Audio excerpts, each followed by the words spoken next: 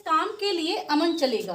कभी कभी हम ऐसे सेंटेंसेस को यूज करते हैं कि स्पेशल कोई काम है जिसको स्पेशल कोई बच्चा या कोई व्यक्ति ही कर पाएगा, तो हम ऐसा सेंटेंस बोलते हैं इस काम के लिए अमन चलेगा। ऐसे सेंटेंस को हम किस तरीके से फॉर्म करेंगे?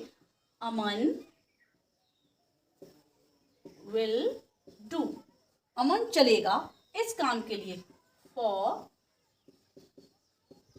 This work, Aman will do for this work. मैंने पहले ही बता दिया है, I have told before, I have told before. यहां आई हैव का मीन्स है I have, I have, I have का मीन्स है आई हैव।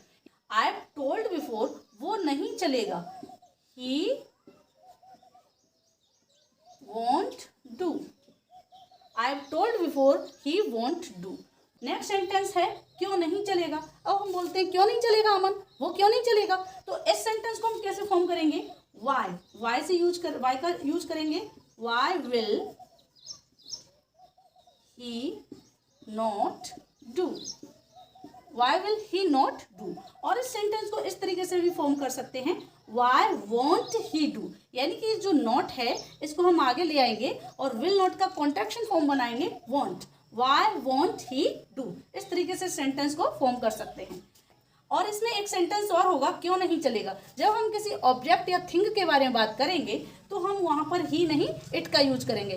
क्यों नहीं चलेगा, why will it not do और वाई वॉन्ट इट डू। इस तरीके से सेंटेंस को फॉर्म करेंगे। नेक्स्ट सेंटेंस है इससे कम नहीं चलेगा। तो ऐसे सेंटेंस हम तब बोलते हैं जैसे हमें कोई चीज दे रहा है, कोई भी वस्तु कोई थिंग दे रहा, देन हम बोलते हैं इससे कम नहीं चलेगा, इतना ले रहा हूं इससे कम नहीं चलेगा। तो हम इस सेंटेंस को बोलेंगे no less than this will do, no less than this will do.